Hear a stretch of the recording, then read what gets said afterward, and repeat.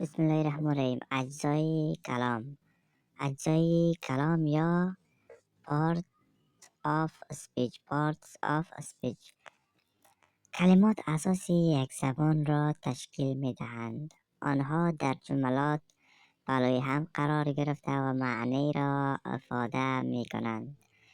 اجزای کلام عبارتند از پروناون، ضمیر، نون، اسم، adjective صفت، preposition حرفی اضافه، verb فعل، article حرف تعریف، adverb قید، conjunction حرف ربط، interjection حرف ندا.